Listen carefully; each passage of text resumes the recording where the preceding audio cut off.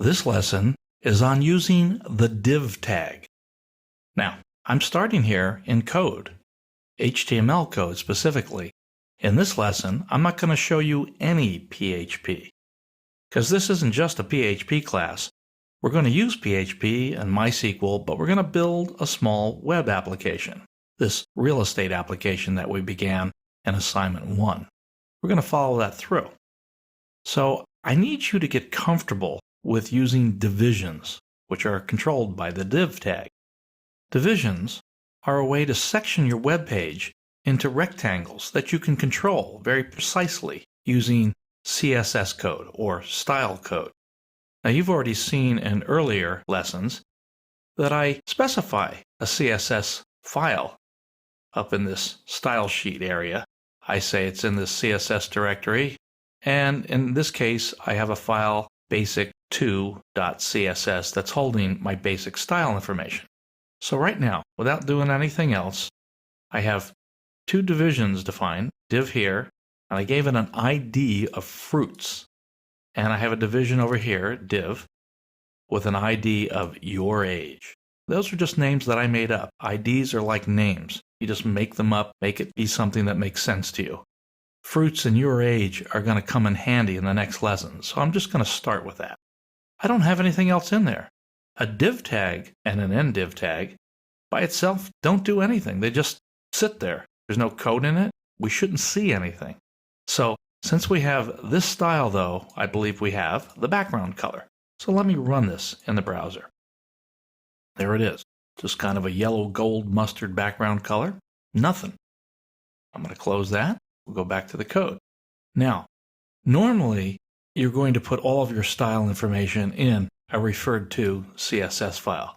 But just for now, I'm going to put a beginning style and an ending style tag in this file so I can effect changes and run them really quickly so you can see the effects.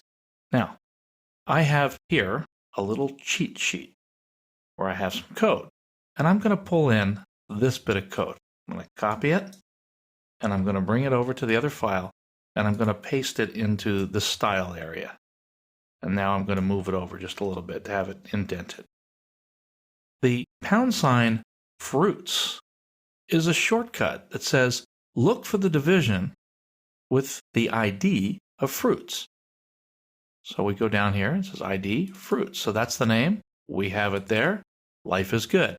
So this styling that I specified between the beginning and ending curly brace is all going to refer to that division. All right. A couple of real key styles that you need to know to define a rectangle and place it on the window are listed here.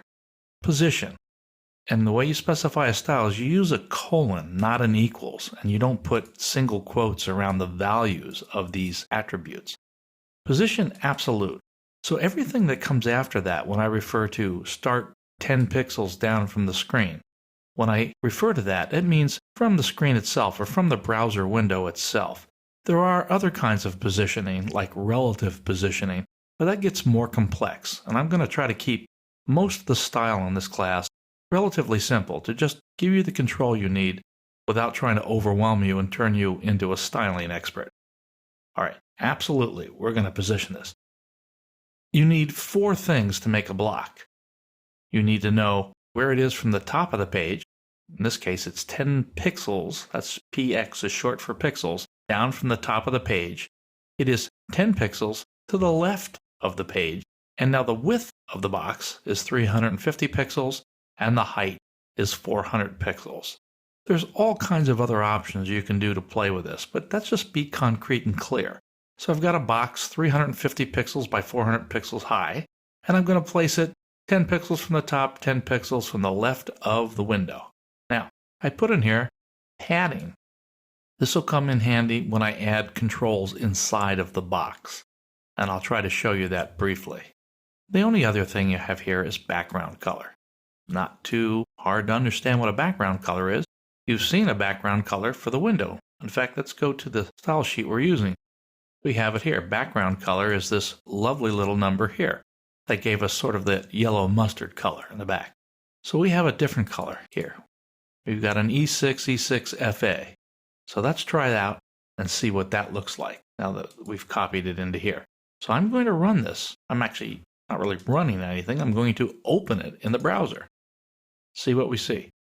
Well, that's interesting. So here's a box, 350 wide, 400 high, and it's about 10 pixels down from the top, 10 to the right.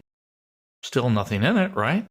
Well, if I want to see something in it, I need to put something in it, and that's done down here in the division. So we got to see the division by just making the background color a different color. That helped us see what's going on. So let's put in a paragraph. Hi there. That's a friendly paragraph, wouldn't you say? I'll save it, run it. All right, so we have hi there.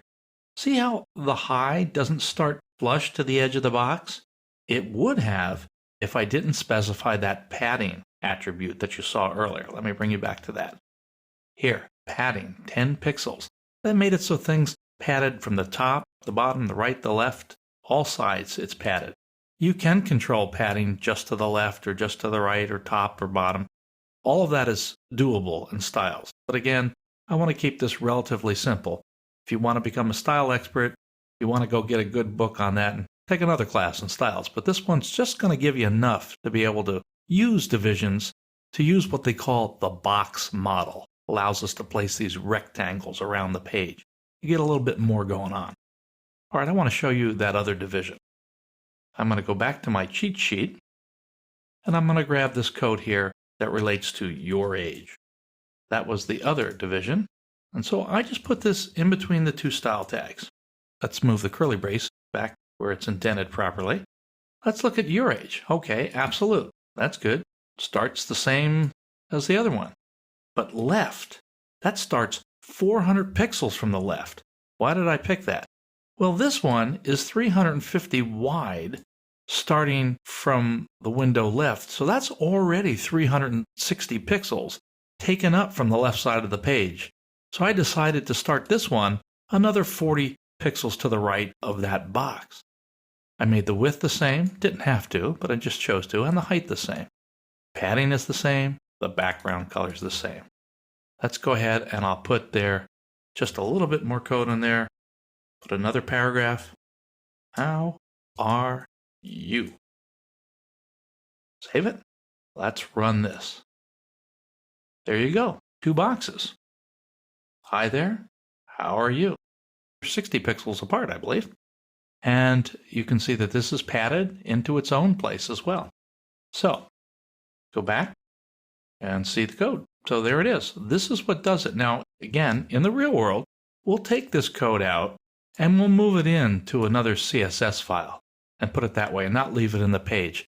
I find it sometimes useful when I'm just starting out to develop a web page to put the styles in between the style tags, just to kind of get a feel for what's going on. And then when I'm comfortable that things are the way I want them, I take this code out and put it in its proper place in a .css file. That ends our lesson on using the div tag.